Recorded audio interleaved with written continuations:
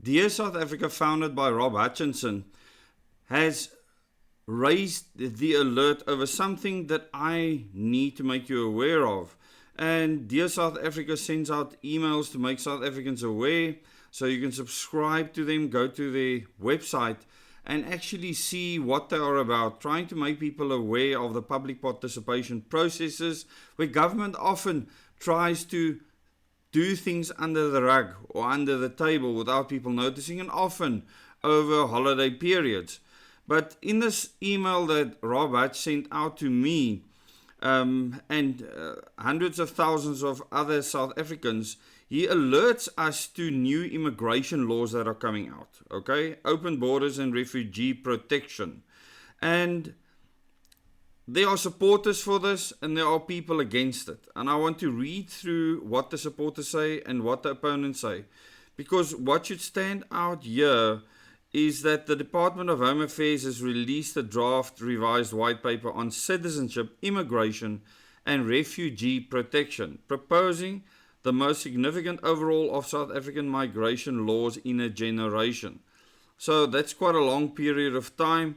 Very new laws, and it's a DA appointed minister implementing this, and you can bet your bottom dollar that the National Development Plan or Agenda 2030 of the United Nations, as well as the 17 Sustainable Development Goals, are part and parcel of what this DA elected minister is actually pushing. So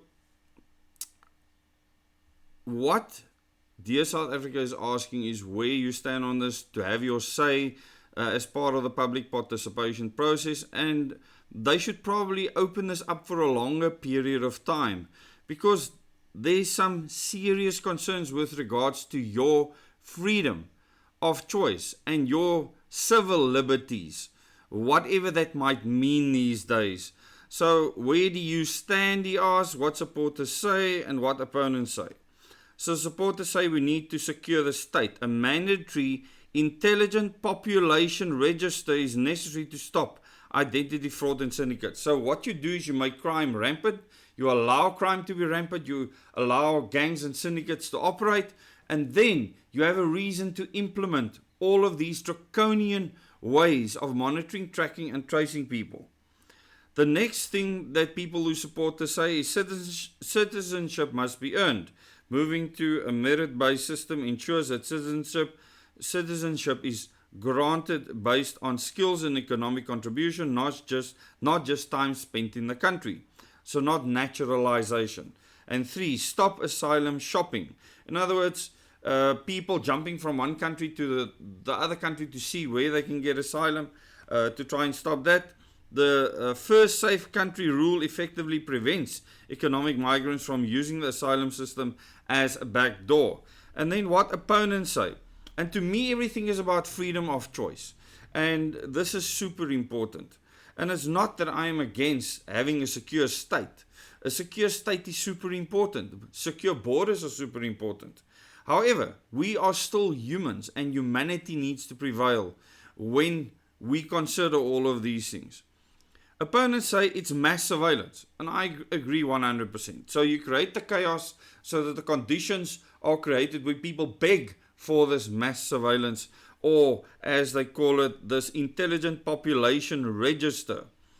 The proposed intelligent population register allows police access to biometric data without a warrant, threatening the right to privacy. And this is in section 14 of the proposed legislation. Number 2, it creates a police state. Well, the intent of our state is already a police state. We saw this during the COVID-19 pandemic. Giving the state such broad power over digital identity without judicial oversight is dangerous. In other words, there's no court involved where a judge sits and says, yes, this is not overreach, or no, this is necessary, and grants you a warrant to access certain information. 3, it punishes the vulnerable. The strict first safe country rules may result in genuine refugees being turned away to face persecution. Now, no normal human being should want this.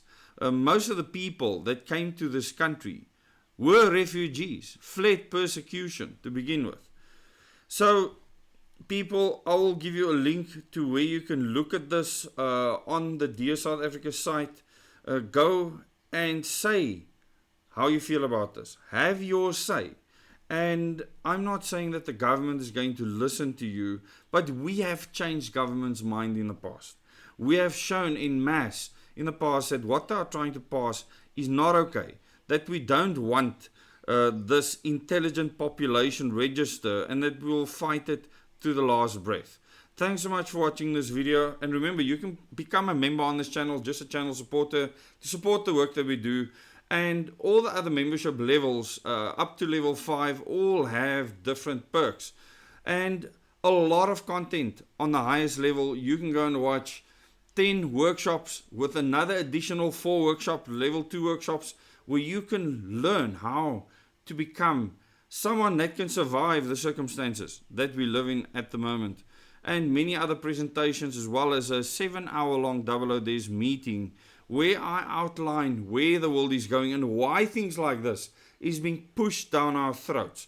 So do consider becoming a community member, where we meet every Thursday evening at 8:30, so that we can meet for that hour and discuss what is happening in the world. I reveal a lot of intricate, detailed information in those meetings. Thanks so much for being a supporter on this channel. Please do subscribe if you have not yet.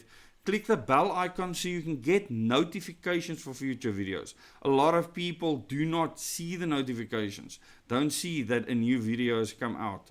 And I really want to thank you for your support. So please like and comment to help the algorithm. And have your say with regards to how you feel about what Leon Schreiber is trying to implement here. And remember, stay free.